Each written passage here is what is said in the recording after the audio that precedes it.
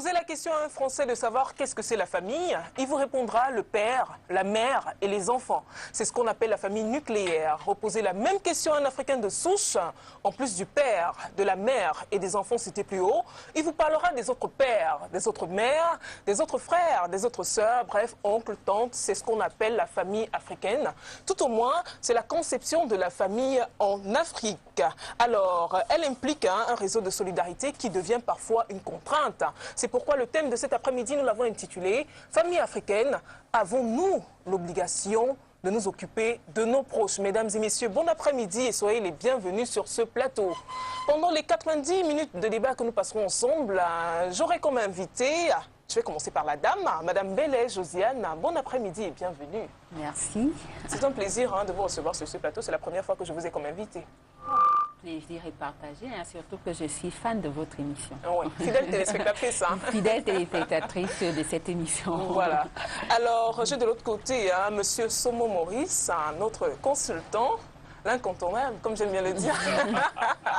Bon après-midi et merci d'être là une fois de plus. Bon, merci Audrey, merci de l'honneur que tu me fais de me qualifier d'incontournable. Je crois que même sans moi, vous et moi, aura toujours cette lettre de noblesse. Et comme ça devient une habitude, je dis toujours, chaque fois qu'on est dans la rue, on rencontre des gens, les uns aussi nouveaux que les autres, comme la dame vient de dire, et qui sont fans vraiment de cette émission. Oui.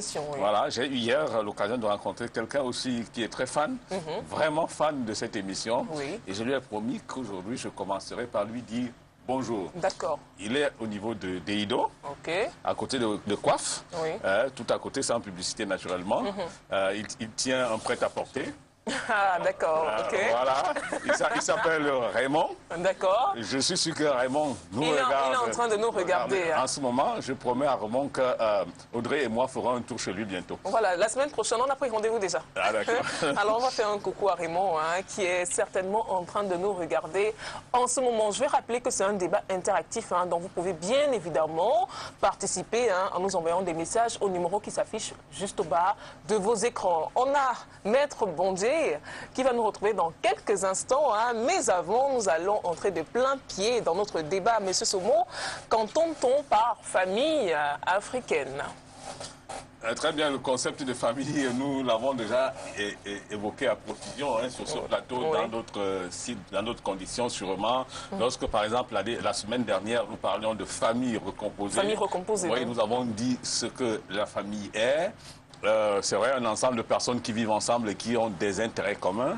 Mais aujourd'hui, c'est un peu plus profond. Lorsque nous allons utiliser le concept famille, il faudrait avoir un peu de recul pour en saisir toute la signification. Nous allons parler de famille africaine. Non, nous allons parler de famille en Afrique. Parce qu'il faut bien faire la différence. La différence entre famille africaine, famille en Afrique. Voilà, la famille africaine peut être tout simplement considérée comme un ensemble de personnes qui puisent ses origines dans l'Afrique, qui sont des natifs du continent africain. Mais la famille en Afrique est toute une conception, toute une philosophie autour de la manière dont les rapports sont établis entre des personnes appartenant à une même généalogie en Afrique. Quel type de relations ces personnes entretiennent. Voilà donc pourquoi le concept de famille en Afrique va impliquer des notions comme celle de solidarité, va impliquer des notions comme celle d'entraide. Dans tous les cas, la famille en Afrique, c'est un ensemble de personnes qui probablement peuvent vivre ou non en Afrique, laissons du côté de l'espace géographique, mais qui ont une philosophie de l'Afrique qui est celle du rattachement, de l'entraide et de la solidarité. Donc, parlant de famille en Afrique, c'est plus la philosophie qui sous-tend ces relations entre ces personnes qu'en réalité le lien naturel qui pourrait unir des personnes du fait qu'ils soient originaires ou natifs de l'Afrique. Voilà. Et c'est sur cette notion, sur cette notion de solidarité que nous allons nous appuyer cet après-midi. Maître Bondier. Bon après-midi, bienvenue. Merci Audrey. On va dire bon retour parmi nous. Ça fait un bon bout. Ça fait un bon bout qu'on ne vous avait pas eu sur ce plateau. Mais rassurez-vous, je suivais toujours l'émission pour vous participez d'ailleurs. Apprendre aussi des autres. Vous savez, la participation n'est pas que sur le plateau. Elle Bien peut sûr. aussi être interactive, comme vous le souhaitez souvent. Bien sûr, par plusieurs SMS. fois on a eu vos messages. Hein. Tout à fait. Alors, il ne sera pas question de droit cet après-midi. Hein. Tout à fait. On parle de la famille africaine, mais bien évidemment, hein, vous avez votre mot à dire. Oui, mais on ne peut pas. Vous savez, la société est tout autre. On ne peut pas parler de quelque chose dans la société sans parler du droit. Oui. À partir du moment où il y a deux personnes, le droit entre. Et donc, il faut savoir que dans toute activité que nous menons, il y a toujours une partie du droit. D'accord. Alors, je demandais tantôt à M. Soumou, hein, quand on entend par la famille africaine, je pense qu'il a été clair hein, là-dessus, de façon sous-jacente. Hein. Qu'est-ce que la solidarité? Oh, ben, la solidarité, comme son nom le dit, ça vient de solide. C'est-à-dire que ce qui est uni et qui ne peut pas être facilement écarté, la solidarité, c'est d'apporter aux autres le soutien nécessaire, l'assistance et le secours dont ils ont besoin. La solidarité, c'est de participer à tout ce qui peut concerner les autres semblables. C'est d'aider les autres, c'est d'être toujours à leur côté et participer soit un peu à toute activité qui peut soit les faire revenir, c'est-à-dire que si c'est un malheur par exemple, vous assistez aussi la personne pour lui donner un peu de l'énergie, pour lui dire tu n'es pas seul, etc. C'est ça la solidarité. En fait, la solidarité, c'est se donner les mains, c'est se donner les corps pour se dire nous allons affronter ensemble l'événement qui arrive. Voilà. Madame Bellé Josiane, partagez le même point de vue que Maître Bondji sur la notion de solidarité? La notion de solidarité, pour moi, je la renvoie un peu à la nature humaine. Parce que, naturellement, l'homme ne peut pas vivre seul. Il a besoin des autres pour vivre. Bien sûr. On a toujours besoin de l'autre pour pouvoir se sentir épanoui dans la société. Et pour qu'on puisse parler de solidarité, donc, il faut qu'un certain nombre de mécanismes soient mis en place pour que les gens puissent se sentir à l'aise les uns les autres, pouvoir apporter aux uns le soutien dont ils ont besoin et recevoir des autres le soutien que nous-mêmes nous avons besoin. Et le thème qui nous unit aujourd'hui est vraiment d'actualité parce que de plus en plus, la africaine a tendance à foutre un peu le camp, à s'effriter parce que le socle même de l'Afrique, l'Afrique c'est vraiment, dans nos coutumes, là, la solidarité avait un poids très très important et c'est lui qui a fait un peu la force de nos traditions africaines. L'enfant était l'enfant de tout le monde, de tout le village. C'était avec beaucoup de plaisir qu'on se retrouvait au village. On pouvait dormir chez telle tante, chez telle oncle. Mais aujourd'hui, ce n'est plus le cas. L'enfant, c'est l'enfant de la famille. Vous voyez les dots, tous, tel que la société africaine a été organisée, c'était vraiment sur une base sur la base de la solidarité. Mais aujourd'hui, nous avons beaucoup plus tendance à vouloir copier ce qui se passe ailleurs, alors qu'ailleurs, ils ont leur mécanisme de solidarité.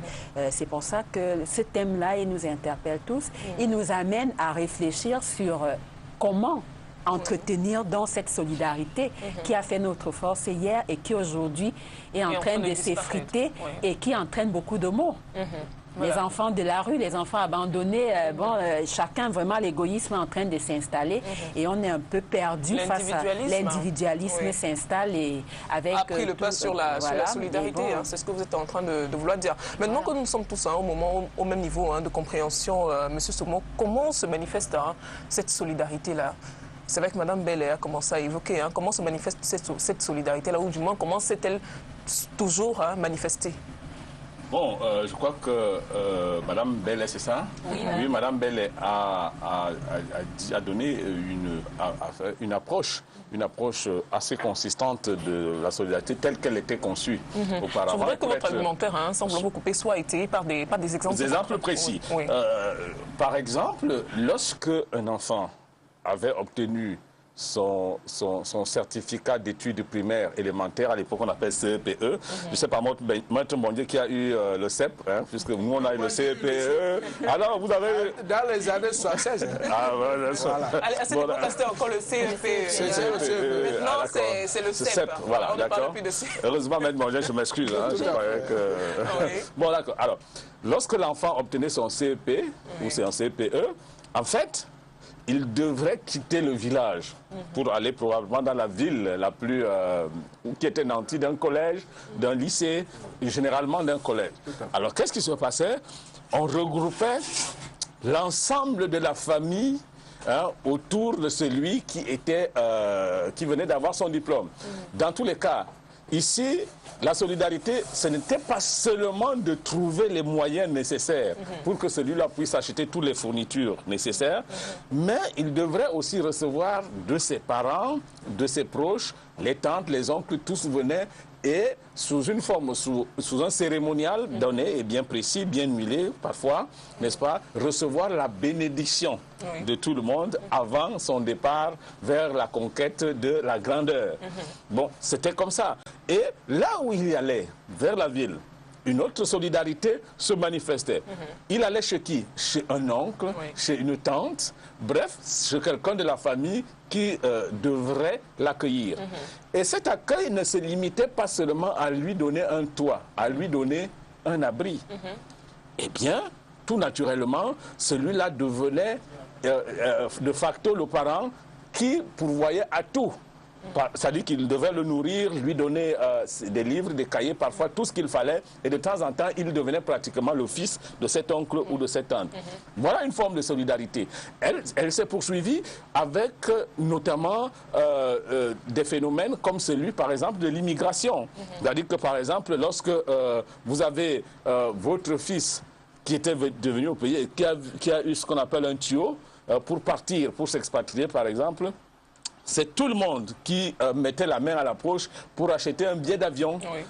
Et tout ceci, c'était sous forme de solidarité. Je me souviens, pour utiliser mon cas personnel, lorsque je vais à Maroua pour faire un stage. Je suis étudiant à l'école normale supérieure. Je devais aller donc à Maroua pour passer un stage professionnel, un stage académique de 3 mois. Mon faux père a réuni toute la famille pour dire, voilà, notre fils, il va aller à Maroua pour un stage de 3 mois. Qu'est-ce qu'on fait?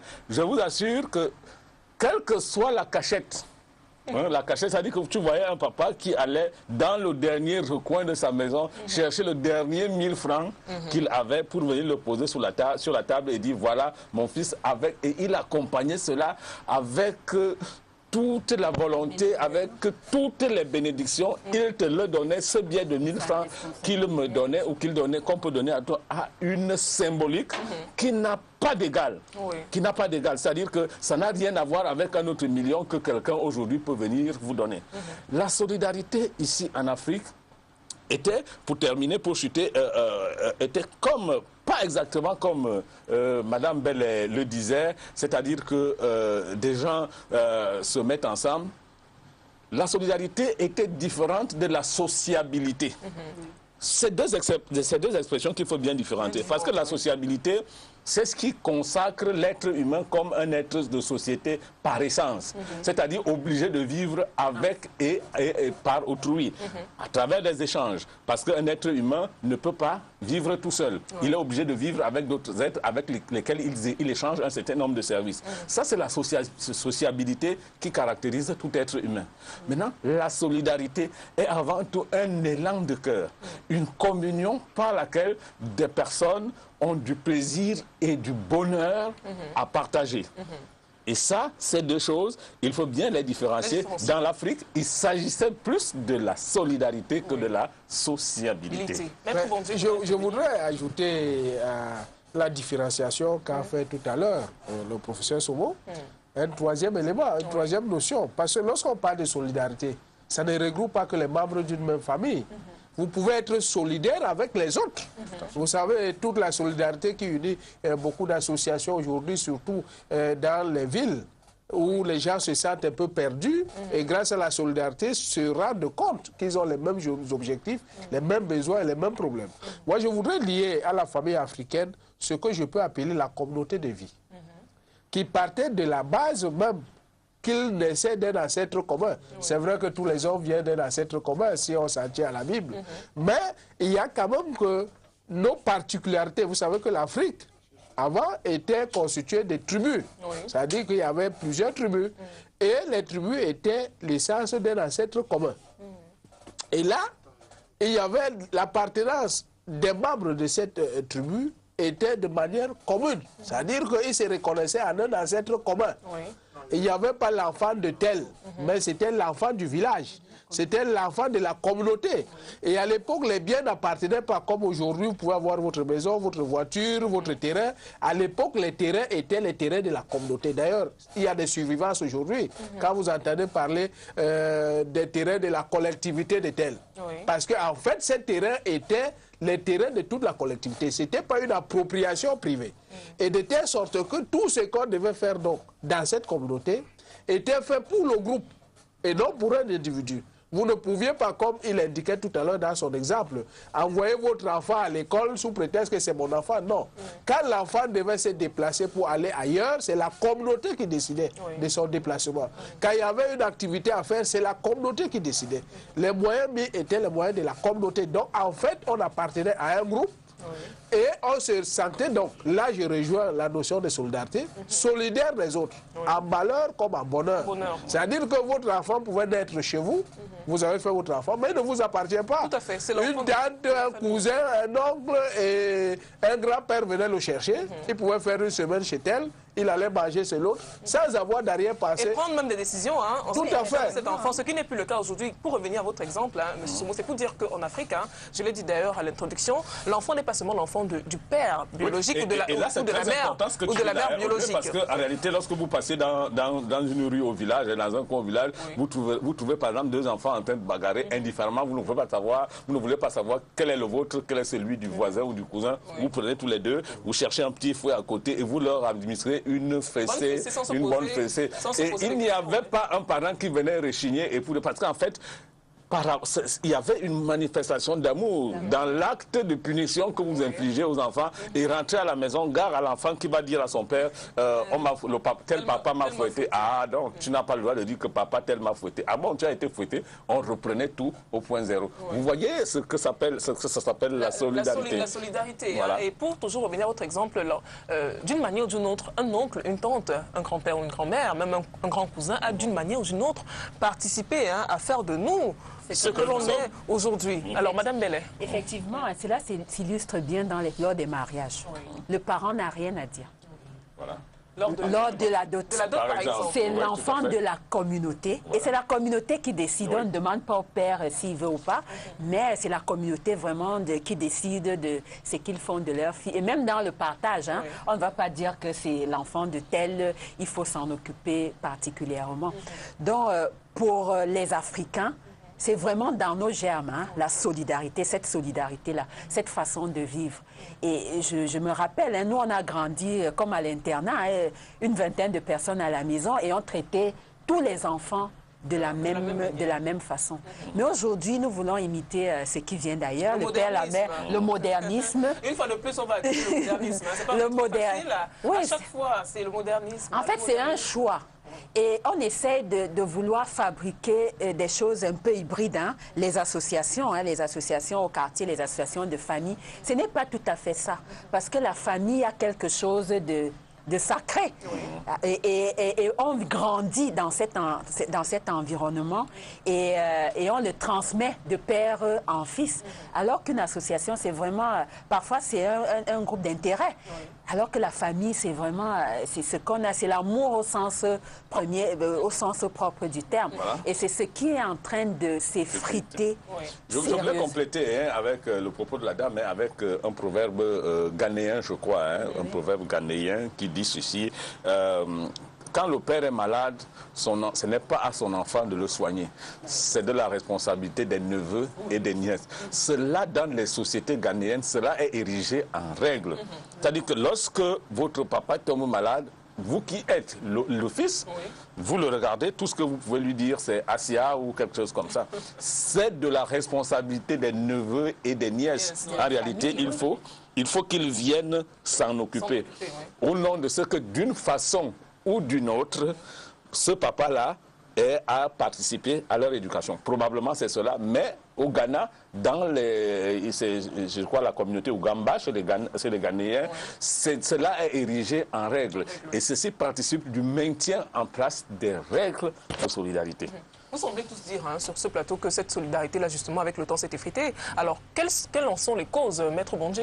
Non, moi, je vais partir sur un principe fort simple. Les causes sont d'abord des causes internes à l'Afrique, mais aussi externes. Vous savez qu'aujourd'hui, il y a la promotion des droits de l'homme, où l'individu n'est pas contraint de rester dans le carcan de la communauté et où il peut se faire un nom, il est libre.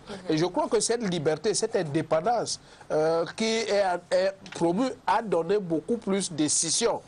Parce qu'à l'époque, dans nos communautés, les gens n'avaient pas toujours l'indépendance voulue. C'est-à-dire que vous ne pouviez pas faire ce que vous voulez. Oui. Vous faites ce que la communauté juge bon d'être fait. Si la communauté juge de vous, parlant des femmes par exemple, de vous donner à tel, vous n'avez pas réchillé. Vous savez qu'aujourd'hui, avec l'indépendance et la volonté personnelle, c'est chaque femme qui choisit son époux, c'est l'époux qui choisit sa femme sans même s'en référer ni à sa mère ni à son père. À l'époque, ce n'était pas possible. C'est-à-dire que c'était la communauté d'abord. Et tout cela se jouait dans les mécanismes comme la dot. Elle a dit tout à l'heure que le père n'avait rien à dire. Parce que justement, c'est la communauté qui regardait. Est-ce que cet homme est capable? Est-ce qu'il peut nous représenter? Est-ce qu'il n'y a même pas de contradictions dans nos communautés? Parce qu'on n'envoyait pas sa fille n'importe où. On n'envoyait pas son garçon n'importe où.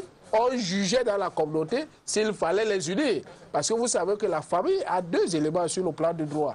Il y a l'élément filiation, élément de sang, et il y a l'élément mariage, qui naît justement de ce qu'on peut appeler des liens d'alliance. Donc on aura des beaux-pères, des belles-filles, etc. etc. Mais au jour d'aujourd'hui, tout cela est battu en brèche. Déjà, cette notion ne tient plus. Parce qu'il y a les familles monoparentales, et il y a ce qu'on appelle aujourd'hui les filles-mères, il y a les divorcés qui sont en grand nombre, alors qu'à l'époque, c'était des choses rares. Il y a des personnes même qui vivent seules, et qui estiment qu'en vivant seul, ils s'en foutent des autres. Donc, c'est l'éclosion à mon sens. L'évolution d'abord sur le plan international. Vous connaissez toute la panoplie des instruments internationaux, Déclaration des droits de l'homme, Charte africaine des droits de l'homme et des peuples. Vous connaissez l'intégralité du préambule de notre Constitution qui donne des droits à chacun, droit à la propriété, etc. C'est des choses qui n'existaient pas. Personne ne pouvait s'appréhender un bien dans un village en disant cette forêt c'est pour moi, ce champ c'est pour moi, la rivière là ça m'appartient, ne mettez plus pied ici. J'ai déjà mis des clôtures, d'ailleurs ça n'existait pas. On mettait des clôtures peut-être pour éviter des animaux sauvages qui venaient attraper les coqs, mais on ne mettait pas la clôture pour que si vous venez on vous dit attention, violation des domiciles, ça n'existait pas. Donc tout cela a contribué à fragiliser effectivement des liens qui existaient à mon sens à l'époque de la communauté et a fait naître une nouvelle façon de faire, qui est l'égoïsme interne, né effectivement par l'économie. Vous savez qu'aujourd'hui, de plus en plus, la vie est chère.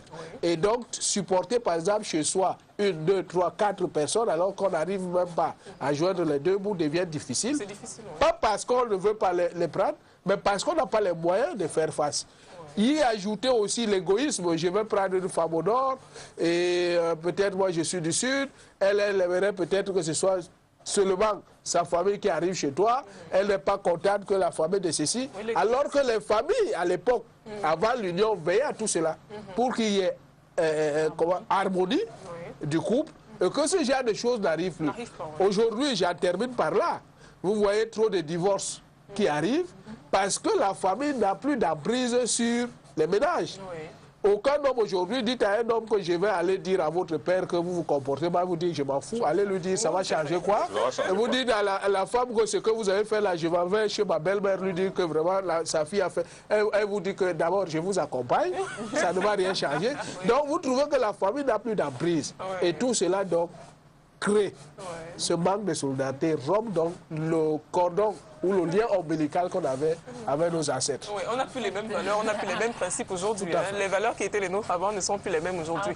En fait, ce que moi je dirais, c'est que on a eu un gros problème au niveau des leaders africains, qui n'ont pas su intégrer le modernisme.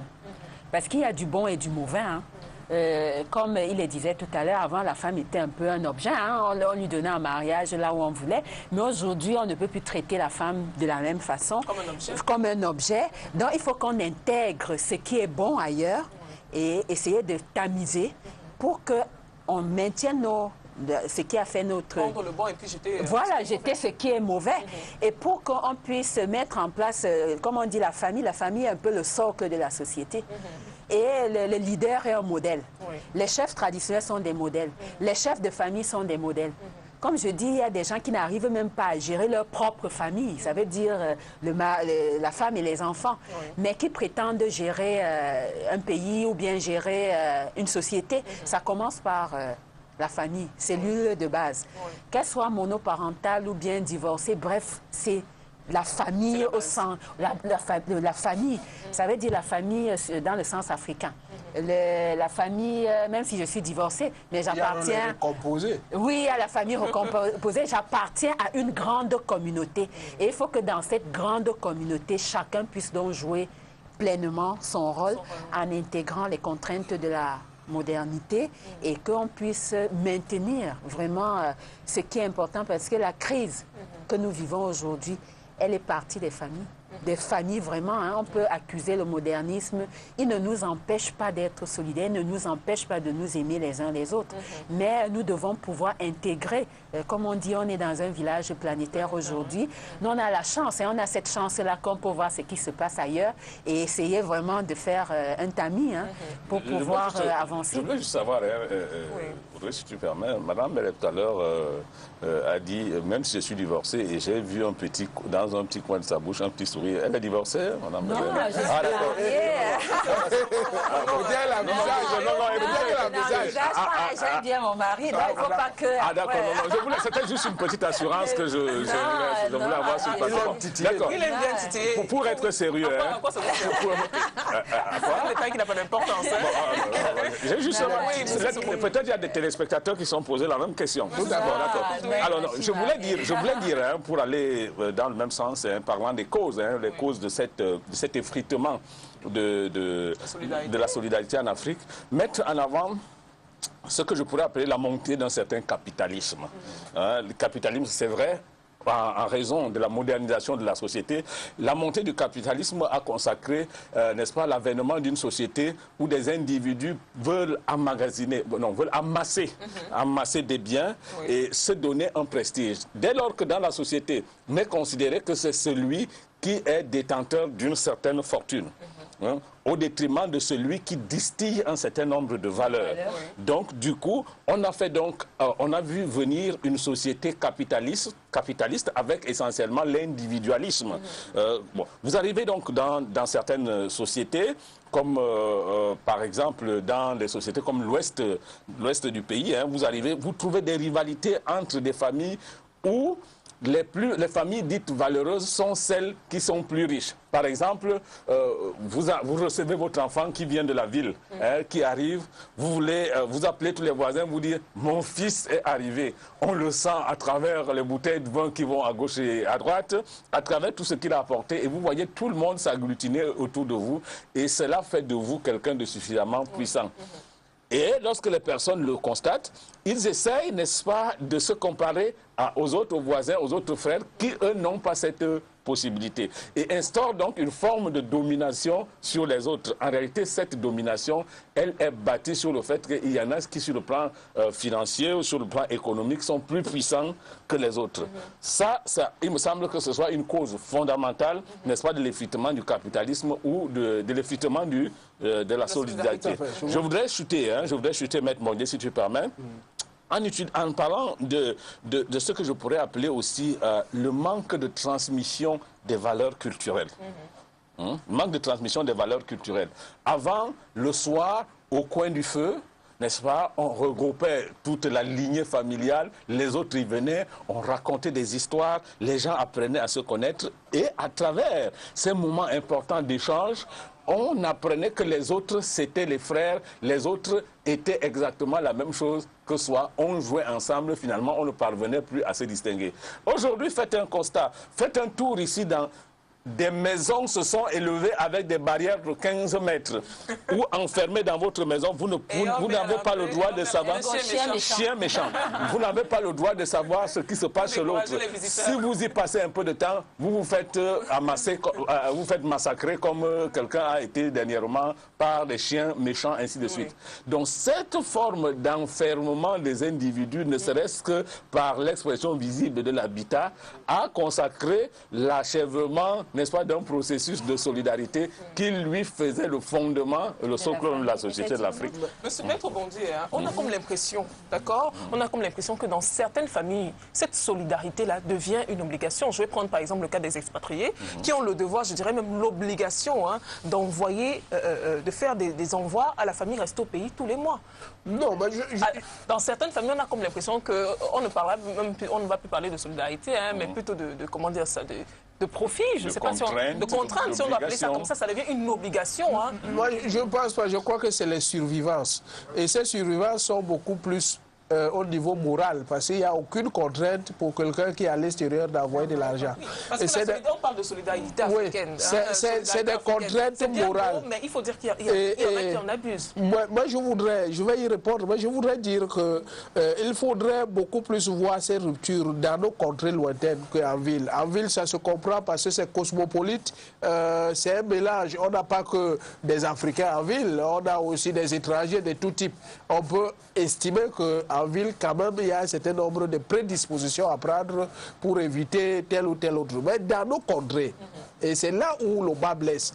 Parce que lorsque vous entrez dans nos villages et vous trouvez qu'un seul individu a immatriculé tout le village, ça pose problème. Quand vous entrez dans un village, vous trouvez que le marigot qui servait à tout le monde de se laver a été approprié. Donc le gars, il a mis les barrières, il est le seul à se laver. Ça pose un nombre de problèmes. Donc c'est là où il faut, à mon sens, il faut s'approprier, ou tout au moins il faut s'interroger. Et on s'interroge sur les conséquences en disant quoi? Moi je crois qu'il y a le déclin même de la hiérarchisation des castes. C'est-à-dire que de plus en plus, vous trouverez certains contrées où le chef n'est plus que, comme on le dit, collecteur d'impôts. C'est-à-dire qu'il ne sert à rien. Alors qu'à l'époque, c'est lui qui était considéré comme chef. On ne l'appelait même pas chef, mais il était un peu comme le patriarche de la communauté. Il ne guidait même pas seul. C'est-à-dire qu'il avait tout autour de lui, toute une équipe. Dans plusieurs rubriques. Tout à l'heure, il a parlé, par exemple, de la transmission des valeurs. Il y avait une équipe chargée de cette transmission de la valeur. Parce qu'on fait croire aux Africains qu'ils n'étaient pas à l'école, qu'ils n'étaient pas formés, qu'ils étaient des sauvages. C'est faux. La formation se faisait au village. On formait des forgerons, on formait des pêcheurs, on formait des chasseurs, on formait des artisans, on formait même des paroliers, c'est-à-dire quelqu'un qui peut parler en public. Et au village, on savait que quand on a tel cas de médecine, c'est tel caste qui est en charge de ça. Si on a un problème de guerre, c'est tel autre qui est en charge. La société était organisée. Et l'arrivée justement du colon avait des mécanismes d'avoir quelques prébades de certains individus, ont détruit cette organisation. De telle sorte que beaucoup ne se sont plus soumis à la formation. Lorsqu'il dit par exemple qu'il n'y a pas eu de transmission des valeurs, mais il y a des vieux qui sont morts parce qu'il n'y a personne qui vient à leur côté pour qu'ils puissent transmettre. Par exemple la médecine. Pour transmettre des valeurs, il faut bien qu'il y ait des gens qui acceptent un certain nombre de conditionnalités. Or, tout le monde va en ville dans l'espoir du mieux-être, du mieux vivre. On estime que là-bas, on a la télévision, oubliant que dans nos villages, on avait la télé. Le plateau où on regardait les images, c'était la télé. Oui, mais maintenant, pour revenir à ma question. Oui, pour revenir à votre question sur les obligations. Effectivement, vous savez qu'à l'époque, ces obligations n'étaient même pas voulues, c'était automatique. Parce que... C'est-à-dire qu'on devait absolument s'occuper de sa communauté. De sa famille. De sa famille. Non, pas sa famille. Non, maître, parce que tout à l'heure, maître, tu as dit ça pourrait être un devoir. D'accord. Mais il faut bien faire la distinction entre ce qui est un devoir et ce qui est une obligation. Je crois, à mon sens, et nous l'avons dit ici suffisamment, lorsque, par exemple, l'ensemble de la famille s'est réunie pour permettre à un des leurs de s'expatrier, par exemple, on lui a acheté un billet d'avion et il est allé en Europe aujourd'hui. Et comme nous le savons, l'imagerie populaire, c'est qu'en réalité, de l'autre côté, c'est le Eldorado. Alors, dès lors que les gens sont dans le Eldorado, ils sont allés décrocher quelque chose. Ils sont allés décrocher quelque chose. Et ils ont donc le devoir de restituer hein, cet investissement qui est, ça peut s'appeler un retour de l'investissement. C'est-à-dire qu'il y a eu un investissement qui a été fait par les uns et les autres localement et aujourd'hui ils attendent cela. C'est pour ça que... S'ils ne le font pas, et c'est là où ça devient une obligation, s'ils ne le font pas, qu'est-ce qui va se passer? C'est là la question. Qu'est-ce qui va se passer? Eh bien, nous sommes africains. Par essence, nous savons ce que ça veut dire la malédiction. Votre propre mère, votre propre frère, ils sont prêts à vous couler d'une façon ou d'une autre, rationnellement ou mystiquement, dès lors que, quelque part, on sait que là où vous êtes devenu ingrat. Merci, madame, vous êtes devenu ingrat et que vous ne renvoyez pas l'investissement. Est-ce qu'on a l'obligation de le faire? Je voudrais, Audrey, je voudrais, pour répondre à mon ami Somo, revenir sur le livre de Chinua Achebe, No Longer Is, où il a décrit cette situation de ce monsieur où le village avait cotisé pour qu'il aille faire ses études en Europe. Absolument. Il a fait ses études en Europe, il est rentré, on lui a même donné un bureau d'attribution des bourses. Or, c'est un bonhomme qui était correct, etc. Le village est venu le voir comme monsieur. Nous, on a un de tes frères là. Il faut aussi qu'il aille en Europe. Comme nous avons fait, il a dit non. Voilà les conditions dans une vie normale, etc. Moi, je suis un fonctionnaire. On me demande que tel remplisse telle condition. Et ce monsieur que vous me présentez, fut-il mon frère, ne remplit pas les conditions, je me refuse à le faire. Alors, les villageois se sont fâchés. On a dit, si nous, on n'avait pas cotisé pour que tu sois allé en Europe, tu n'aurais pas eu ce poste. Dans la tourmente, il a accepté, malgré lui, mais il s'est retrouvé en prison. Parce qu'il avait fait du faux. Donc, en fait, il y a une contradiction. Et c'est pour ça que je ne suis pas d'accord que ce soit une obligation. Je dis obligation morale, parce qu'il n'y a aucun texte. Oui, parce qu'on a parlé, on a dit tout à l'heure que la famille ne se limite pas seulement au père ou à la mère biologique. Oui, tout à fait. D'une manière ou d'une autre, il y a un oncle certainement qui nous a au moins une fois dans notre vie payé un crayon ou alors un cahier. Donc c'est comme une obligation morale de le faire, mais ce n'est pas... Mais il n'y a plus de contraintes, parce que dans la communauté à l'époque, il y avait, comme je l'ai dit, la société était organisée en caste. De telle sorte que si on vous dit de faire quelque chose, vous savez, les règles n'ont de valeur que s'il y a les sanctions. Et les sanctions dans nos communautés étaient de telle sorte qu'on pouvait vous maudire. On pouvait même vous tuer, parce qu'il y avait les, comment ils appelaient ça, vous buvez la ciguë, vous buvez ceci. Il y avait même des situations où vous excluez de la communauté. Vous devenez paria, par exemple, on va vous jeter dans une forêt dite forêt maudite, etc. Mais la vie aujourd'hui, on ne peut plus vous appréhender. Vous voyez quelqu'un qui est en Europe, vous ne pouvez plus, d'une manière ou d'une autre, l'atteindre facilement. Et à ce moment-là, il n'est plus sous votre joug. En tant que communauté, il est libre de faire ce qu'il veut. Parce qu'avant, on avait peur que si je fais le contraire de la communauté, je cours tel risque, parce qu'on savait ça. Et aujourd'hui, donc, le retour qu'ils font, comme il a dit, le retour à l'investissement, ben moi je dirais, la conscience est retrouvée par rapport à ce qu'on a fait pour vous, vous oblige pas seulement à restituer, parce que le retour à l'investissement, vous restituez. Mais ici, vous faites aussi ce que vous pouvez faire. Et là, ça me permet de revenir sur un aspect qui me semble être important entre les parents. C'est-à-dire que ces parents qui élèvent leur enfant et qui croient que parce qu'ils ont élevé l'enfant, ils doivent avoir retour à l'investissement. Quand ils seront couchés, il faut que l'enfant envoie tout ce qu'il aura vers les parents. Je dis non. Ils ont fait leur devoir de parents.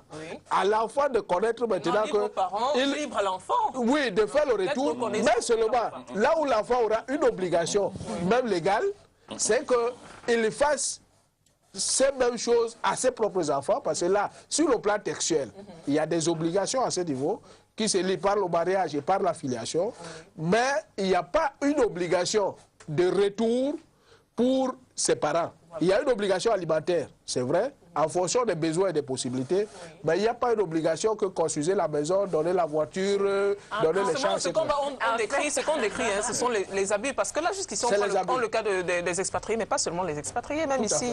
Des moments, tu es chez toi, à 6 h du matin, on vient te réveiller, on te dit, il y a tel oncle qui est là. Et quand tu te lèves pour aller le voir, on te dit, vraiment, j'ai besoin d'argent pour ci ou pour ça. Il y a pas mal d'abus, quand même. Madame Bellet voulait intervenir. Oui, je voulais intervenir tout à l'heure pour dire que l'enfant est le père de l'homme.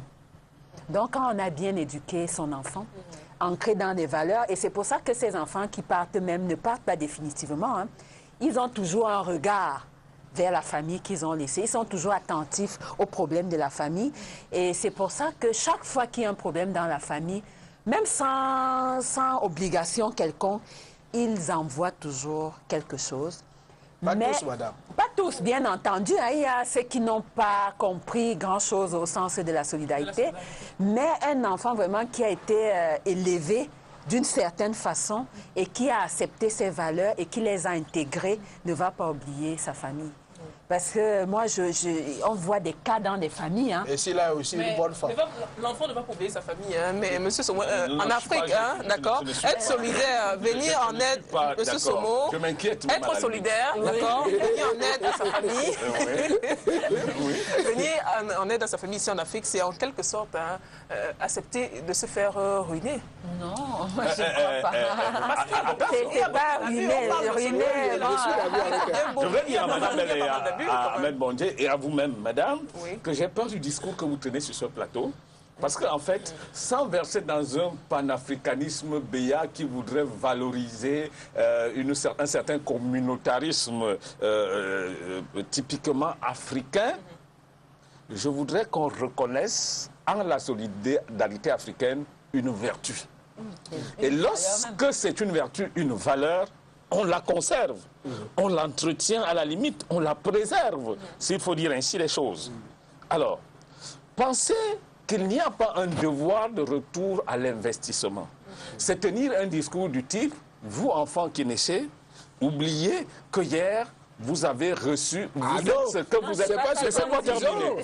Vous êtes ce que vous êtes parce que, et avant tout parce que, quelque part, de personnes se sont mises ensemble. Le phénomène de la pauvreté en Afrique nous oblige, n'est-ce pas?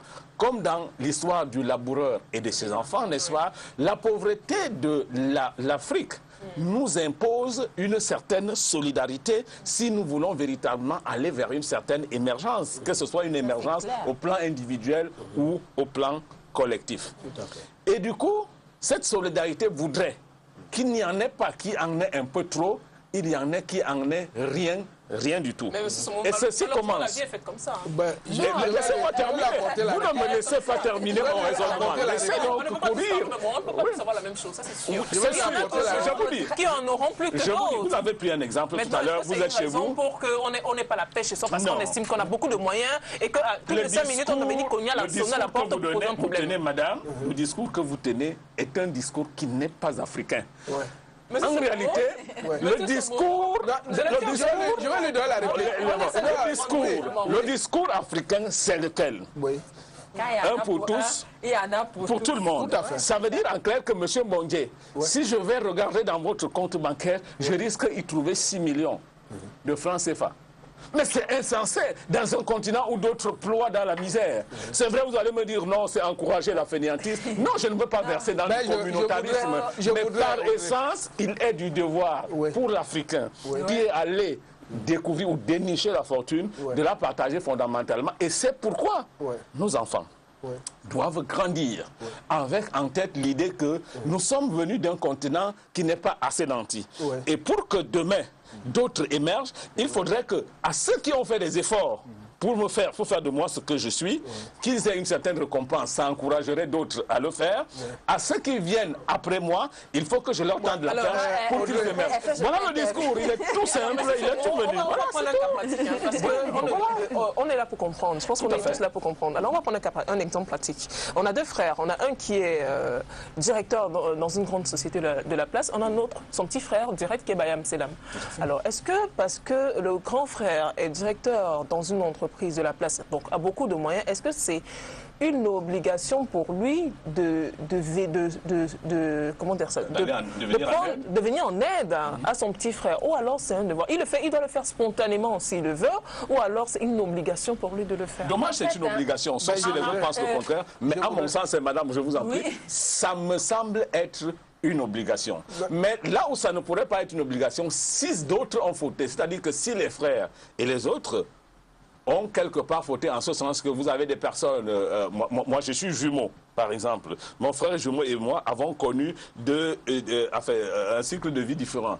Au moment où j'étais vraiment décidé de pousser, aller loin à l'école, ce fainéant, à un moment donné, a refusé de faire certaines choses. Il a parlé de fainéant. Je le dis parce qu'il m'écoute en ce moment. Mais ça ne veut pas dire qu'il est revenu nul aujourd'hui. Il a quelque chose dans la vie, mais en réalité, s'il a été fainéant toute sa vie, il ne peut pas me demander à moi, aujourd'hui, d'aller vers lui et de devenir son porte-malheur. Mais par contre, si il a fait sa part d'effort, comme c'est le cas de mon frère jumeau, il a fait sa part d'effort. Moi, j'ai fait également ma part d'effort. La nature m'en a donné plus que lui. J'ai donc un devoir d'équilibre, c'est-à-dire de façon à ce que lui, il trouve son niveau de vie. J'ai un devoir d'équilibre pour que son niveau de vie soit un tout petit peu relevé. On va d'abord donner la parole à Mme Bellé. Tout à fait. Après, vous allez intervenir. Tout à fait. Voilà, moi, je voulais juste dire qu'au niveau de l'Afrique, on doit repenser la solidarité. Pour que nous soyons émergents, il faudra penser au niveau de l'Afrique, au niveau du Cameroun, au niveau de la cellule familiale. Moi, je suis pour une approche participative de lutte contre la pauvreté, par exemple. On ne peut pas encourager les gens à ne rien faire sous prétexte que l'autre est directeur, l'autre est enseignant. Mon frère, les doigts, on dit souvent que, et c'est ça qui fait l'équilibre dans la famille. On ne va pas me demander la même contribution qu'à un Bayamselam ou bien à un frère qui n'est pas allé très loin. Donc, et tout le monde, l'autre donne 500 000, l'autre donne 200 000, l'autre donne 50 000 et ça fait l'enveloppe de la famille. Et c'est ça qui fait la grandeur d'une famille. Mais aujourd'hui, qu'est-ce qu'on observe dans les familles? Celui qui donne 500 000, il faut à tout prix qu'on sache que c'est elle qui a donné 500 000 dans la famille et ça crée des frustrations. Et on doit veiller à ce que tout le monde dans la famille puisse faire quelque chose. On ne peut pas être pareil, mais il faut que tout le monde puisse faire quelque chose et qu'ensemble, on mette ce que nous avons reçu de la providence divine et pouvoir réaliser ensemble. Et moi, je dis en Europe, par exemple, c'est cette forme de solidarité qui a pris de l'ampleur. On parle d'ONG, on parle... Ils sont solidaires autour d'une cause. Vous allez voir les enfants, aujourd'hui, en Afrique, par exemple, si tu as un enfant qui est malade mental, c'est fini. Il n'y a aucune structure. Alors que les enfants en Europe, les parents des enfants autistes se réunissent, les parents des enfants toxicomanes se réunissent et créent des structures pour encadrer leurs enfants. Donc vous voulez dire que dans le cas d'une famille, les plus nantis pour créer un équilibre et que chacun puisse trouver son compte dans la famille, puisse se retrouver. Mais quand on a des familles où, par exemple, il y a un seul enfant qui a réussi, d'accord. Il doit le faire par devoir. On a une famille où il y a une seule personne qui a réussi et qui se trouve que ce soit lui qui doit résoudre les problèmes de tous les membres de sa famille. Ce que je veux dire, la première chose, ce qu'il y a de formidable, c'est que on nous a apporté l'éducation, l'école. Comme j'ai dit, un enfant peut quitter de la maternelle en terminale sans problème, et même au village. Et nous, en ville, on a le devoir d'envoyer ses enfants à l'école, tout simplement.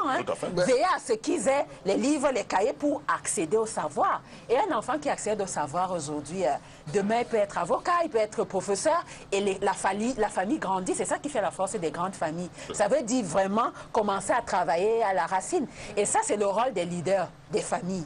Ça veut dire veiller les réunions de famille, qui va à l'école, qui ne va pas à l'école, qui a besoin d'apprendre.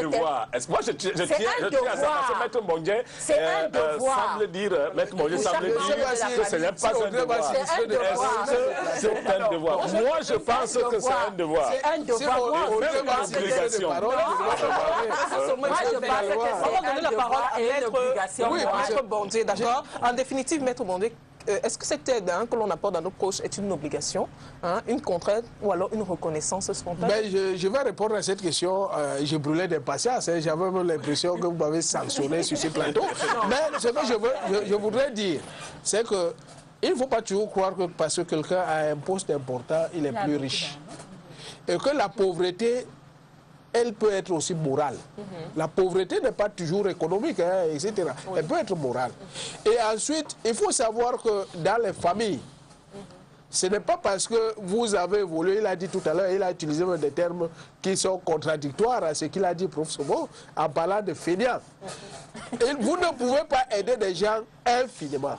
C'est-à-dire que vous les aidez pour qu'ils puissent eux-mêmes. Les Chinois disent qu'il faut apprendre à pêcher qu'à donner du poisson. Vous ne pouvez pas, même si vous avez l'argent du milliardaire le plus important du monde, aider toute la famille. J'ai un regard peut-être vers les paradoxes du pays organisateur. Ils seraient tous riches aujourd'hui parce qu'ils ont un fils qui est président de la République. Mais non, chacun doit faire les efforts à son niveau pour s'adapter à sa vie. Ce que vous faites, c'est de les aider à se rattraper. Si par exemple, vous avez pris un cas là tout à l'heure, Audrey, les gens cognent à votre porte à chaque matin, j'ai une ordonnance, j'ai ceci. Ou alors c'est oui. le téléphone qui sonne toutes les 5 Mais attends, moi je vous donne un cas où quelqu'un... C'est ce qu'on vit. Je vous donne un cas où quelqu'un vient chez moi, il me dit, j'ai une ordonnance, combien, je ne veux pas vous savoir s'il y a l'ordonnance, je dois acheter le médicament, je sors de l'argent, je lui remets. Et on les retrouve au bar en train de boire avec ses amis, avec cet argent-là. Est-ce que c'est logique? Si vous payez de l'école à quelqu'un, il ne va pas à l'école, 100 heures, 200 heures d'absence. Et après, il revient. Après, il revient vous demander de nourrir et son enfant. C'est pour ça que tout à l'heure, je parlais d'abus. Non, non, mais c'est des cas extrêmes.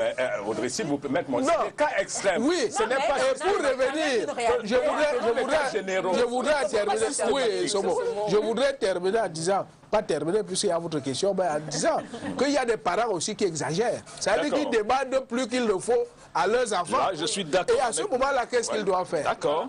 Est-ce que c'est une obligation? Je dis non. Non. C'est un devoir. Tout à fait. C'est un devoir de restituer, pas restituer, mais d'entretenir ses ascendants comme ses descendants. Mais pour les descendants, il y a des obligations. Vous savez que les enfants ont des droits par rapport à leurs parents. Inaliénables. Inaliénables. Oui. Qui sont même inscrits dans le code civil par rapport à cela. Et ils doivent, là, ça devient une obligation. Parce que c'est une obligation pour un père de donner à manger à son enfant, de l'éduquer jusqu'à sa majorité. Maintenant, le devoir de retour, c'est fonction des besoins des autres. C'est-à-dire que si votre parent a des besoins alimentaires, il est normal que vous puissiez, dans les possibilités qui sont les vôtres. C'est pas parce qu'il a demandé du caviar, vous ne pouvez pas acheter du caviar que vous allez lui donner du caviar. Vous lui achetez le bagnon qu'il a l'habitude de manger avec vos possibilités. Tout à fait. Ça, c'est un devoir. Et vous savez que les enfants, les ascendants, je préfère parler dans ces termes de droit, ou les descendants, ils peuvent avoir sur vous ce qu'on appelle la pension alimentaire. C'est-à-dire qu'ils peuvent vous faire condamner à payer une pension alimentaire. Et si vous ne la payez pas, vous tombez sous le coup de ce qu'on appelle l'abandon de famille, vous tombez sous le coup des infractions liées à la pension alimentaire, sans oublier le reste de pénalités par rapport à votre refus d'apporter une aide. Il n'y a pas que les parents, il n'y a pas que les ascendants et les descendants, il y a même les liens liés au niveau d'alliance. Le beau-père, le gendre, la belle-fille, il y a des obligations qui naissent de toutes ces relations-là. Et je vais aller plus loin. Il y a une obligation qui est mondiale aujourd'hui. Nous appartenons à un village planétaire. Et en tant qu'être humain, vous avez des devoirs et même des obligations par rapport aux autres êtres humains. C'est pour ça qu'on a par exemple l'omission de porter secours dans le code pénal. Ou si vous trouvez quelqu'un que vous pouvez sauver, vous ne le faites pas, on peut vous poursuivre. Parce que c'est une obligation par rapport à votre semblable. Donc il y a un certain nombre de règles comme cela qui obligent les êtres humains à être solidaires. D'une certaine manière. Mais maintenant, combien de personnes comprennent cette solidarité lorsqu'on met au centre les intérêts particuliers, les intérêts individuels? Et c'est là où je suis d'accord avec le professeur Sobo que vivre individuellement, c'est en déphasage avec la solidarité. Mais il faut le faire dans le cadre des besoins pour l'un et des possibilités pour l'autre. Vivre individuellement, hein, peut-être que c'est la chose à faire. Hein. Quand on sait que généralement, les gens n'ont pas de limite. Hein. C'est ça, non. Quand on est une personne nantie, les membres de la famille, après on est persécuté de tous les côtés par les membres de notre famille. Par rapport à quelqu'un. Parce que tu peux croire que tu es nanti alors que l'autre, tu as aussi besoin de quelque chose, de quelqu'un. Donc on n'est jamais nanti, on a toujours besoin les uns plus des autres pour pouvoir vivre. Et dans la famille, et on a des problèmes. Oui, on a beau avoir de l'argent, on a toujours besoin de ses frères.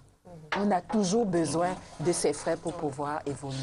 Oui. Et que, ça, c'est très important. Oui, on a besoin de ses frères. Hein. Oh, tu peux avoir 10 millions. Moi, j'ai assisté à certains obsèques à un village, hein, que je vais taire le Nord, un haut gradé de l'armée.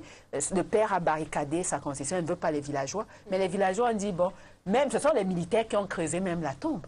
Alors que dans une communauté, ça ne devrait pas exister. Donc, il faut que la famille puisse garder ce qu'il a de plus fort, l'amour. l'amour vraiment au centre des familles. Et on pourra s'entraider. Toi, tu peux apporter l'argent, l'autre peut apporter la force physique, l'autre peut apporter de son temps, l'autre, et c'est ça qui fait la force d'une famille en Afrique. L'autre aussi peut apporter le désordre. C'est-à-dire qu'en fait, il faut un peu relativiser ces choses-là. Oui. Il faut les relativiser parce que les familles aujourd'hui ne sont plus, on l'a indiqué, comme à l'époque. C'est-à-dire qu'aujourd'hui, les gens se méfient. Je ne suis pas sûr que le professeur Somo peut envoyer ses enfants chez tous les membres de sa famille. Il y a des appréhensions. Il se dit, bon, attends, l'autre là, vraiment, je ne sais pas ce qu'il fait, peut-être il va faire ceci ou cela. Donc, la solidarité n'est plus de même. Nous entrons dans un monde universel aujourd'hui où moi je dis qu'il faut avoir plus confiance aux hommes.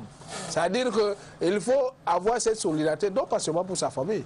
Parce que le voisin qui vient quand il y a le feu chez vous, il vient parce qu'il est un être humain et il estime que vous avez besoin de lui. Si il faut attendre que la famille vienne à des kilomètres, votre maison va brûler. Donc il y a une solidarité aujourd'hui qui dépasse le cadre familial. D'ailleurs, ce cadre familial n'existe plus. Oui, il faut maintenant créer des formes de solidarité qui regroupent tous les êtres humains. Et pouvoir apporter des solutions concrètes à nos problèmes. Alors, on va prendre le Vox Pop. Nous sommes allés poser la question à l'homme de la rue. Avons-nous l'obligation de nous occuper des membres, de nos proches? Et regardez cet élément et on se retrouve juste derrière. Le Vox Pop. Nous avons des valeurs ancestrales qui nous oblige à un moment donné de mettre de côté ce que nous avons acquis en ce qui concerne les valeurs occidentales, qui consiste à dire la famille, c'est le père, la mère et ses enfants. Mais maintenant, dans le contexte africain, nous sommes obligés d'intégrer ces valeurs parce que en Afrique, vu l'état de pauvreté ambiant, celui qui émerge dans la famille est obligé de s'occuper des siens. Donc forcément, il est l'élu de toute une famille et non de sa famille nucléaire. C'est pour cela qu'il est obligé d'avoir des neveux, des cousins à qui il doit absolument rendre service. Oui, c'est nécessaire. Quand on a les moyens, il faut aider les proches. Parce qu'il y a un adage chez nous qui dit que on ne connaît pas la noix qui donne la l'huile. Tu peux aider un proche et c'est lui qui te relève demain. Hein. C'est possible. C'est possible.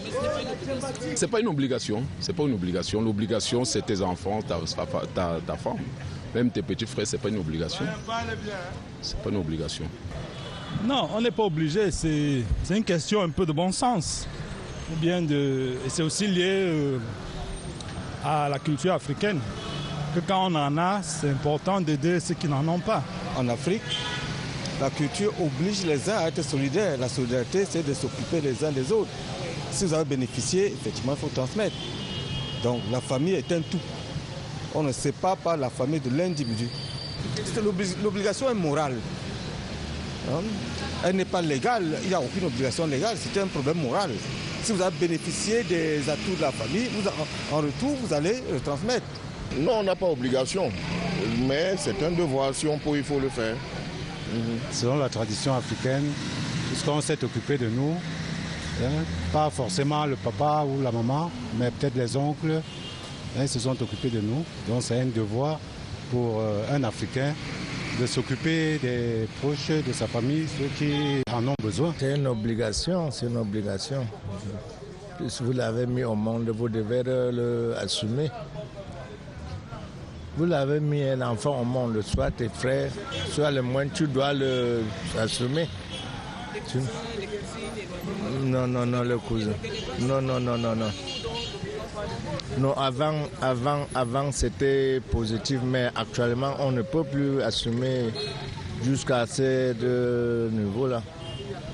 Il n'y a même plus d'argent.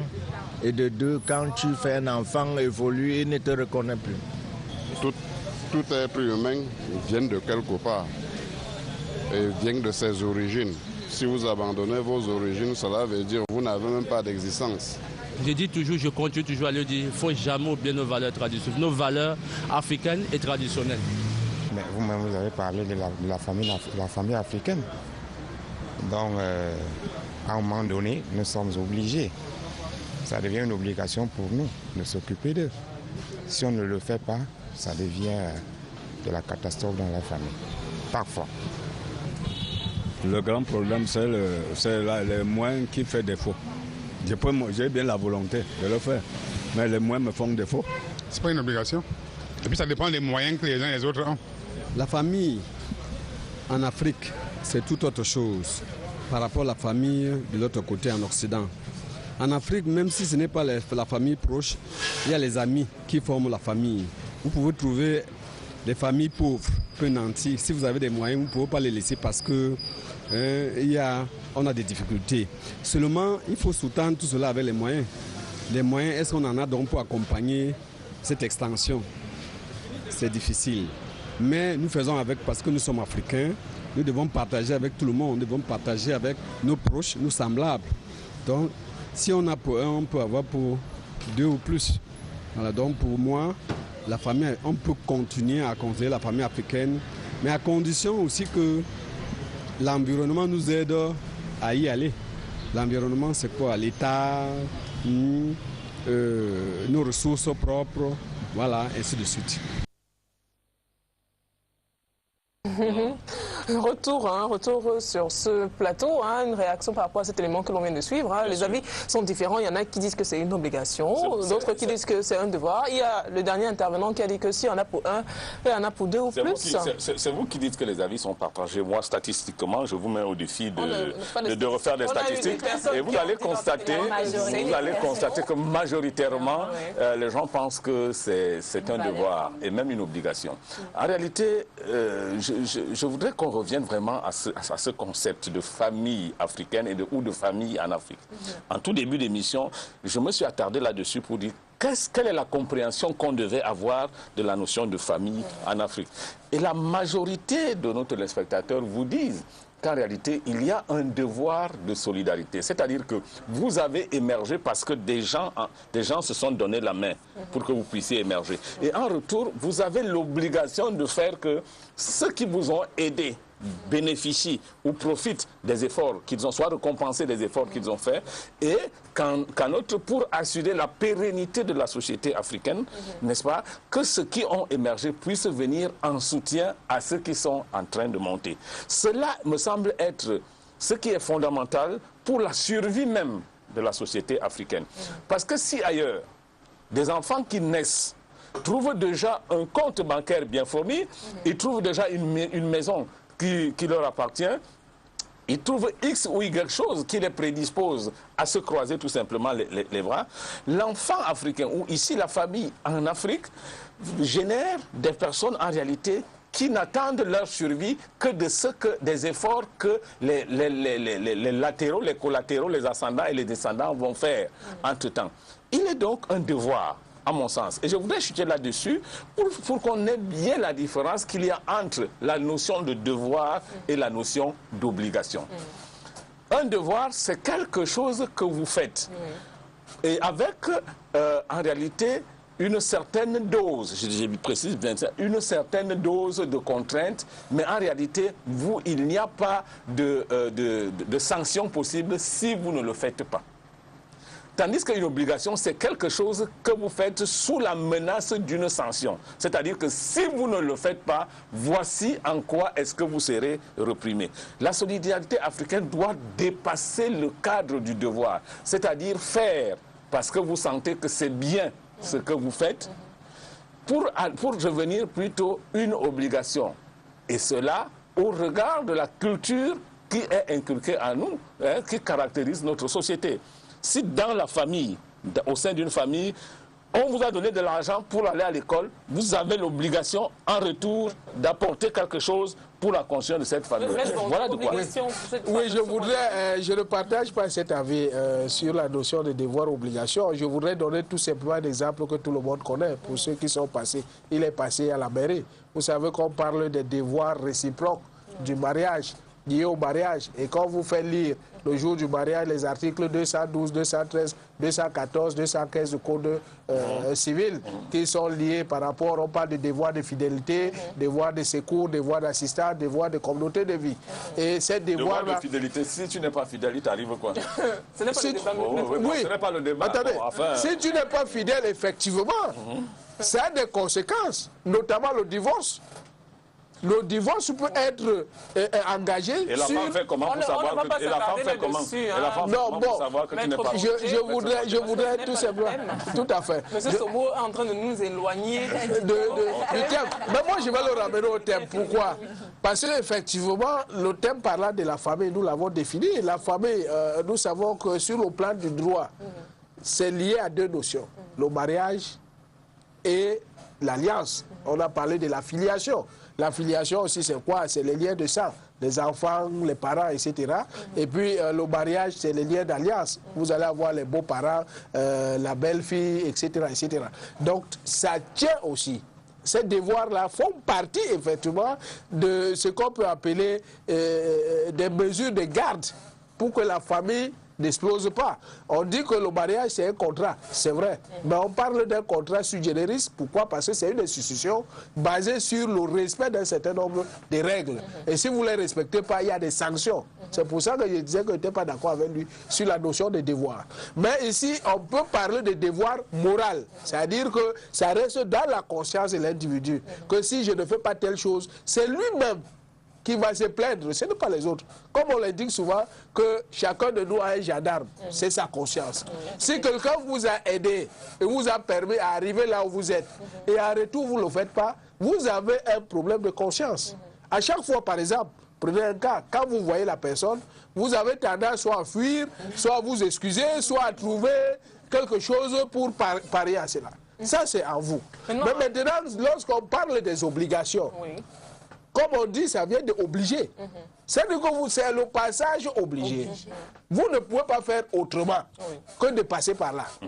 Vous n'avez pas le choix. Si vous ne passez pas par là, c'est comme une porte. Vous ne passez pas par la porte, vous n'entrez pas. Donc c'est ça l'obligation en fait.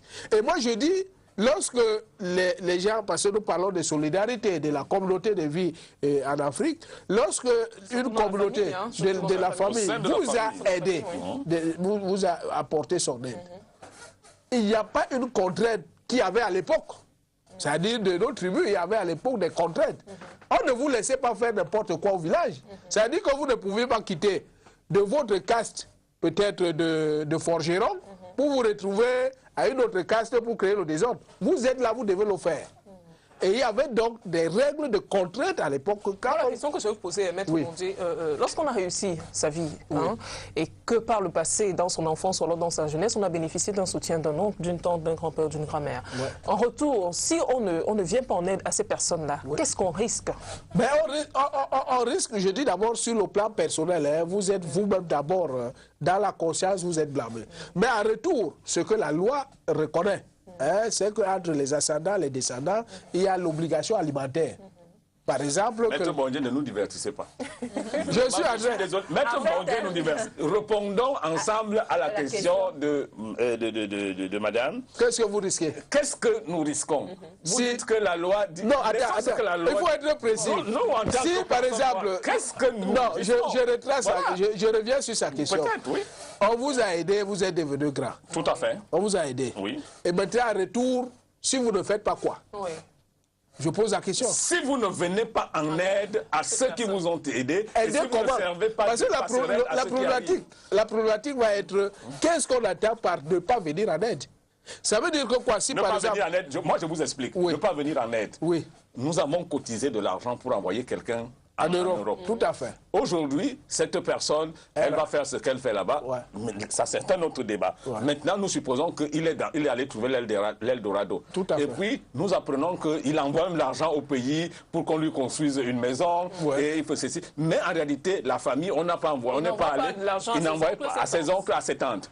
Ou alors, tout un autre exemple, quelqu'un qui a été pauvre, même orphelin à la limite, et puis la famille s'est réunie, on a payé son école, il est devenu un grand avocat comme Maître Bondier aujourd'hui. Ah, c'est vous qui le dites. Et du coup, Maître Bondier se complaît dans le bien-être avec son épouse et ses enfants. Ouais. Et puis, n'est plus parti au village donner une dame-jeanne de vin, un peu de riz et de poisson à tous ceux qui, d'une façon ou d'une autre, vous ont aidé par leur bénédiction, par leur conseil et tout. Ouais. Qu'est-ce que vous risquez dans ce cadre-là? Voilà de quoi il est question. Mais j'ai répondu à cette question. Avant que Maître Bondier ne réponde... Mais vous ne risquez rien. Le seul risque, c'est vous-même. C'est moral. Répondre à la question. Oui, moi moi, je voudrais répondre très rapidement à cette question pour me dire que du point, par essence, c'est-à-dire culturellement, nous savons déjà ce que nous risquons par notre conscience. Nous avons vu des exemples patents où quelqu'un est allé avec sa belle voiture et tout ce qu'il a au village, du fait de n'avoir pas partagé avec les autres membres de la famille, il ne parvenait plus à revenir dans la ville. Hein. Il se passait quelque chose en route. Ça, c'est des cas que nous voyons. C'est vrai, nous allons vous dire nous sommes rationalistes, mais revenons à la... Mais là, je peux parler de ça. Ça, c'est un autre dommage. C'est un autre dommage. Il faut encore démontrer que l'accident... Au-delà de la malédiction, au-delà de la malédiction, au-delà de la malédiction à laquelle nous faisons allusion. Madame a parlé de ce cas, par exemple, de décès où on vous abandonne un corps et tout cela. Ça, c'est une forme de punition. Tout à fait. Nous avons vu des fortunes fondre tout simplement parce qu'en réalité, ces fortunes ne sont pas loin, n'est-ce pas, de la bénédiction qu'il fallait pour que ce soit. Ce n'est pas textuel. Il y a plein de méfaits dans notre société qui peuvent s'expliquer par cela. Madame Bellé, c'est des choses qui arrivent. Oui, mais on ne peut pas en parler. Parce que scientifiquement, on ne peut pas les démontrer. C'est des choses malheureusement qui arrivent. Mais est-ce qu'on peut les prouver comme ça? Un accident. Vous reniez votre africanité? Non, vous reniez votre africanité aujourd'hui sur un plateau de télévision? Non, c'est pas ça que... On ne peut pas faire un accident et dire que c'est le village qui a causé l'accident. Il faut encore démontrer. Vous pouvez faire un accident parce que vous avez oublié de bien serrer votre roue et vous accusez le village? Non, on est en Afrique, on a des moyens de le démontrer. On sait comment ça se passe. On ne va pas commencer à parler de choses mystiques ici sur le plateau. Vraiment, on ne peut pas démontrer. C'est des cas réels. En fait, ça arrive. Hein. Mais ce que moi, je voulais dire par rapport à ce devoir-là, qu'il reste moral. C'est une obligation morale. Et que, comme on dit souvent, Dieu, et même la Bible dit, Dieu aime les dons joyeux, sans contrainte ni tristesse. Donc quand je veux donner, ça doit vraiment venir du fond du cœur, avec bon cœur. Comme on t'a donné avec bon cœur. Et comme on t'a donné avec bon cœur. Et moi, je ne pense même pas qu'il faille aider obligatoirement l'oncle qui t'a aidé. Hein. Tu peux aider un cousin, tu peux aider un frère, tu peux aider quelqu'un d'autre. Même tes propres enfants, tu peux les pousser. Peut-être pas tes propres enfants, on va dire que ce sont tes enfants, mais il faut contribuer à l'harmonie dans la famille. Tout à fait. Qu'on ne puisse pas t'aider pour que tu viennes écraser. Vous voulez nous démontrer sur ce plateau en réalité que si vous ne faites rien, alors qu'il ne vous arrive rien du tout. Non, c'est pas ça qu'on dit. Qu'il ne vous arrive rien du tout. Vraiment, tu es face à ta conscience. C'est pour ça qu'il y a des fous. Hein. Les gens qui ont fait psychologie, il y a des conflits. Il y a des conflits qui s'installent dans ta tête. Voilà. On m'a aidé, mais moi, je n'ai rien fait. Tu commences à réfléchir. Et c'est pour ça que nous, on doit mettre en place des conditions d'une prise de conscience. Pour que les gens ne tuent pas leur conscience. Et leur rappeler, hein, parce que c'est un psychologue, j'ai assisté j'ai accompagné quelqu'un qui était malade, qui dit ce qui est mauvais, quelqu'un ne le fait jamais seul. Quelqu'un ne boit pas seul. Je te donne une bière. La cigarette, ils peuvent fumer même à 10. Donc, quand quelqu'un fait ce qui est mauvais, il sait que ce qui fait est mauvais. Et c'est le rôle de la société donc de l'interpeller chaque fois. De dire que ce que tu fais là n'est pas bon. Ce que tu fais là n'est pas bon. Ce qui fait que dans sa tête, ça revient tout le temps et il va faire ce qu'il a à faire. C'est dire que ça qu'on peut faire, hein, mais dire qu'on va le mettre en prison, on va le tuer, on va faire si on ne peut pas. C'est vraiment réveiller sa conscience. Moi, je ne l'ai jamais dit. Oui, voilà, réveiller sa conscience pour qu'il soit, en fait, qu'il remplisse ses obligations vis-à-vis de la société. Parce que si on a fait de vous avocat, et chaque fois, vous ne faites rien. Ou de professeurs. Ou de grands professeurs, il y a de grands journalistes. Chaque fois, on vous rappelle quand même, vraiment, la famille a saigné. Hein, donc, en retour, c'est un devoir moral, vous l'avez dit. Moral. Et dans le cas où on est persécuté tout le temps par les membres de sa famille, qu'est-ce qu'on doit faire? Le problème est que pour résoudre le problème des membres de la famille, c'est vraiment une approche... En fait, quelle est la conduite à tenir? La conduite à tenir, il faut aider les gens à pouvoir se prendre en charge. Et c'est l'aide la plus efficace, parce qu'on ne peut pas apprendre à quelqu'un, on ne peut pas donner à quelqu'un le poisson chaque fois, même si tu le veux. Et tu ne l'aides même pas. Et c'est pour ça que quand tu donnes même, il y a un complexe qui s'installe entre le donneur et celui qui reçoit. Donc, il faut apprendre aux gens à être autonomes. Ça veut dire que, oui, apprendre à pêcher, c'est le secret. Et vous allez voir, quand vous avez appelé votre cousin, viens, qu'est-ce que tu veux même faire? Après, il va fuir. Il ne va plus revenir. Dès que vous lui dites que qu'est-ce que tu veux faire, Tu enlèves l'argent, tu lui donnes. Si ça ne marche pas, il ne reviendra pas. Il va revenir peut-être, vous allez vous voir dans le cas des réunions familiales quand il y a deuil ou bien quand il y a mariage, mais il ne viendra plus vous déranger pour le quotidien. Et c'est ça qu'il faut éviter dans la famille, amener les gens à être dépendants de vous. Ça veut dire, je veux manger. Chacun doit assumer son quotidien à son niveau. Mais maintenant, la solidarité reste au niveau des événements heureux et les événements malheureux. Et nous, en tant que membres d'une communauté, on a le devoir d'amener tout le monde à pouvoir faire quelque chose de sa vie. Mais on ne peut pas s'engager à donner un salaire à quelqu'un ou bien à s'occuper de son quotidien. Ça sera votre mot de fin, hein, puisque c'est à la fin de cette émission. Maître Bondier. Oui, mais moi je voulais dire qu'enlevons un peu le mot persécution. Hein. C'est normal que quelqu'un qui a des problèmes vienne vers vous, en estimant que vous pouvez lui apporter des solutions. Et quand il vient vers vous, il doit vraiment venir. Et là, je parle de ces personnes qui viennent. Vous savez, on vient d'élire les maires, on vient d'élire les députés. Allez voir leur domicile, je crois que c'est plein ces jours-ci. Des débats d'aide pleuvent déjà. Je dis, quand on a besoin, il faut vraiment que ce soit un besoin, que ce soit en adéquation avec les possibilités de l'autre. Et ensuite, on doit se dire une chose. Personne ne peut faire votre vie comme vous voulez. Les gens peuvent vous aider. Ils peuvent vous apporter un plus. Parce que même lorsque le professeur Somo dit, le village a cotisé ceci, la cotisation du village n'a pas fait de vous ce que vous êtes devenu.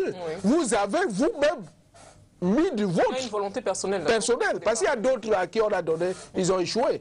Ils n'ont rien fait. Il y a des gens, comme il l'indiquait tout à l'heure, parce que je le prends au mot, quand il parle de FEDIA, il a eu les mêmes possibilités que lui, mais il n'a rien fait. Donc aujourd'hui, il ne peut s'apprendre qu'à lui-même. Donc il faut que les gens comprennent que ceux qui sont devant ne sont que des miroirs, des guides, la lumière, mais ils ne sont pas les faiseurs de miracles. Donc s'ils vont vers eux, c'est pour trouver des solutions. Et j'adjoins à ce que Mme Bellé a dit tout à l'heure. Quand quelqu'un vient vous voir, demandez-lui qu'est-ce que je peux faire pour vous pour que vous deveniez autonome.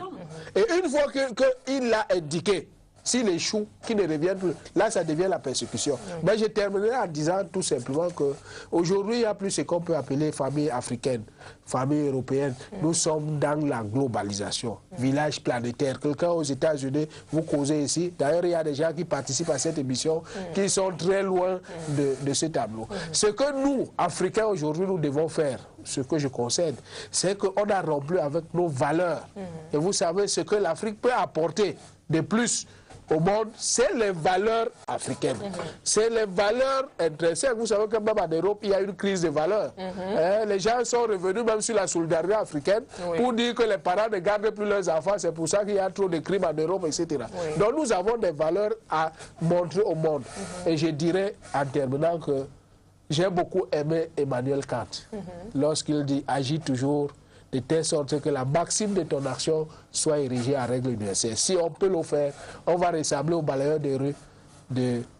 Je laisse au professeur Somo d'action. Je ne veux pas... Merci Maître Bondier, mais moi je voulais tout simplement finir par là où Maître Bondier a fini. D'abord pour dire que ce concept de mondialisation est justement ce qui est à l'origine de l'effritement de la solidarité dans la famille africaine. Au nom de ce que, voici ce qui se passe ailleurs, le modernisme est venu s'imposer avec les valeurs économiques sous-jacentes et finalement la solidarité au sein des familles africaines a foutu le camp. C'est pourquoi je voudrais effectivement que nous allions dans cette mondialisation avec une force bien déterminée, la force de notre solidarité au sein des familles. Maintenant, pour terminer, je vais dire que les gens réagissent en apprenant aux autres à pêcher. Qu'ils agissent en leur donnant du poisson, c'est toujours est-il qu'ils agissent. Ce que je condamne, c'est le fait de ne pas agir du tout. C'est-à-dire ces personnes qui s'enferment autour de la pseudo-famille nucléaire et oublient qu'en réalité, qu'ils sont originaires d'une famille qui a fait d'eux ce qu'ils sont. Et arrivé à ce niveau de la pensée, je crois que Maître Bondier l'esquisse, Madame Bellet, je crois que nous sommes tous d'accord dessus. Vous partagez le même point de vue. Nous sommes arrivés au terme de cette émission. Malheureusement, on n'a pas pu avoir les messages ce samedi. On espère que samedi prochain, on pourra les lire sur ce plateau. Merci, Monsieur Somo, d'être venu. Hein. Merci, Madame Bellet. Merci, Maître Bondieu. Merci à tous ceux-là qui nous ont regardés ce samedi. La rediffusion de cette émission, c'est le lundi à 4h du matin, à 17h et le jeudi à 16h. On se retrouve samedi prochain avec un autre thème, un nouveau thème. D'ici là, portez-vous bien. Bon week-end à tous. Surtout, pas d'excès. À bientôt.